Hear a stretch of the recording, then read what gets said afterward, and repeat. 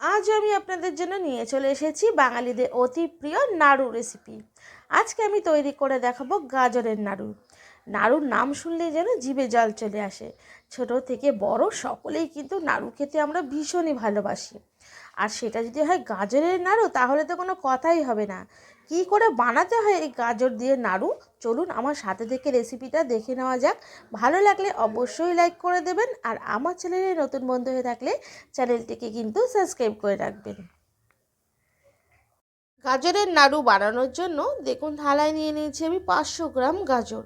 এবারে গাজরের ওপরে যে একটা চোকলা থাকে সেটাকে একটা পিলারের সাহায্যে এইভাবে ছাড়িয়ে পরিষ্কার করে নিতে হবে। এইভাবে পরিষ্কার করে নেওয়ার পর গাজরগুলো একবার ভালো মতন ধুয়ে নেবেন। এবারে দেখুন নিয়ে নিলাম একটা গ্রেটারের সাহায্যে গাজরগুলোকে সব গ্রেট করে নিতে হবে। এরকম গ্রেটার তো ছোট বড় সকলের ঘরেই থাকে, তাই কোনো রকম কিন্তু অসুবিধা হবে না গ্রেট করে নিতে।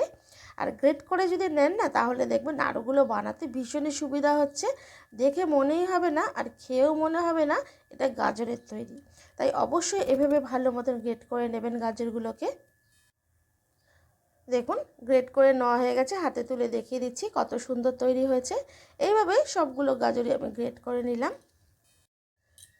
তারপরে ওভেনে আমি বসিয়ে নিলাম কড়াইয়ের মধ্যে দিয়ে নেব আমি 2 চামচ পরিমাণ ঘি। ঘিয়ের জায়গায় আপনারা এখানে তেলটাও ব্যবহার করতে পারেন, কিন্তু ঘি দিলেই এর স্বাদটা কিন্তু বেশি ভালো হয়। ঘিটা হালকা গরম হয়ে আসলে এর মধ্যে কুড়িয়ে রাখা গাজরটাকে দিয়ে গাজরটাকে একটু ফ্রাই করে নিতে হবে। ফ্রাই করার সময় অবশ্যই গ্যাসের ফ্লেমটা মিডিয়াম টু লোতে করে আস্তে আস্তে করে এভাবে করবেন। বেশি বাড়িয়ে দিলে না গাজরগুলো পুড়ে যাবে, আর পুড়ে গেলে নাড়ুটা মোটেই ভালো হবে না। তাই এইভাবে আস্তে আস্তে করে কিন্তু আপনারা গাজরটাকে এরকম হালকা হালকা করে কড়াইয়ের মধ্যে ছড়িয়ে ছড়িয়ে করে নেবেন। 5 থেকে 7 মিনিট এভাবে করে নিলেই দেখবেন গাজরের থেকে জলটা অনেকটাই কমে এসছে। তারপরে আপনারা এর মধ্যে দিয়ে নেবেন গুড়। এখানে আমি 200 গ্রাম আখের গুড় ব্যবহার করলাম। আপনারা চাইলে এখানে খেজুরের গুড় দিয়েও নাড়ুটা বানাতে পারেন। দেখুন এইভাবে দিয়ে আস্তে আস্তে করে কিন্তু গাজরের সাথে গুড়টাকে মিশিয়ে নিতে হবে। এইভাবে মিশাতে মিশাতে দেখবেন যে গুড়টা আর গাজরটার মধ্যে থেকে কিন্তু একটু হালকা জলজলে ভাব বেরিয়ে এসছে। এতে ঘাবড়ানোর কোনো প্রয়োজন নেই, কারণ এটা আস্তে আস্তে কিন্তু টেনে নেবে গাজরের মধ্যে। দেখুন আগের থেকে অনেকটাই কিন্তু ড্রাই হয়ে এসছে। এই পজিশনে আসার পরে এর মধ্যে দিয়ে নেব আমি কর্পূর। দেখুন অল্প একটু কর্পূর নিয়ে নিয়েছি হাতে, সেটাকে গুঁড়ো করে এরকম দিয়ে নিতে হবে। কর্পূরটা দিলে বেশ নাড়ু নাড়ু একটা ফ্লেভার আসবে, আর খেতেও খুব ভালো লাগবে।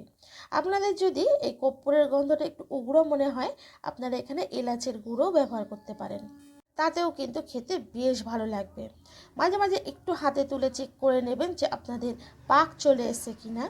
বেশি পাক চলে আসলে যেমন শক্ত হয়ে যাবে, আবার পাক না আসলেও কিন্তু নাড়ুটা গোল হবে না, ভেঙে যাবে। তার জন্য অবশ্যই কিন্তু একটু চেক করে নেবেন। আমরা যেরকম নারকেল নাড়ু বানানোর সময় একটু চেক করে নিই হাতে তুলে যে চিপচিপে হয়েছে কিনা বা গোল হচ্ছে কিনা, সেরকম কিন্তু এই ক্ষেত্রে আপনাদের দেখে নিতে হবে।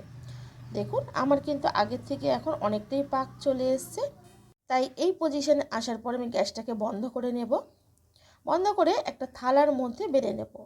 যেরকম নারকেল নাড়ু পাকের আগে আমরা একটু ঠান্ডা করে গরম গরম অবস্থায় নাড়ু পাকাই, এই ক্ষেত্রেও কিন্তু সেমই একটু ঠান্ডা হওয়ার পরে গরম গরম অবস্থায় হালকা, তখনই কিন্তু নাড়ুটা এরকম পাকিয়ে ফেলতে হবে।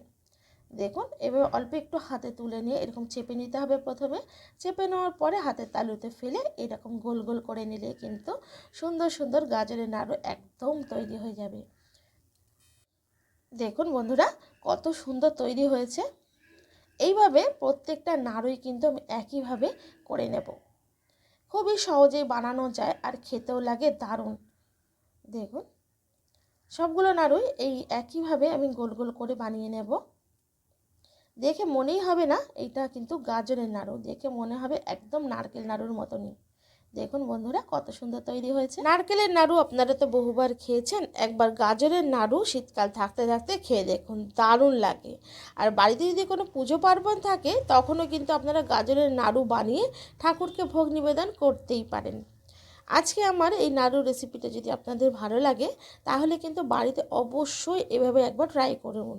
আর খেয়ে কেমন হয়েছে কমেন্ট করে জানাবেন। ভালো লাগলে অবশ্যই লাইক করে দেবেন, বন্ধুদের সাথে একটু বেশি বেশি করে শেয়ার করবেন। আর আমার চ্যানেলে নতুন বন্ধু হয়ে থাকলে চ্যানেলটিকে অবশ্যই সাবস্ক্রাইব করে রাখবেন, পাশে থাকা বেল বাটনটা অন করে দেবেন যাতে আমার ভিডিও সবার প্রথমে আপনাদের মোবাইলে পৌঁছে যায়। ভালো থাকবেন, সুস্থ থাকবেন। নমস্কার বন্ধুরা।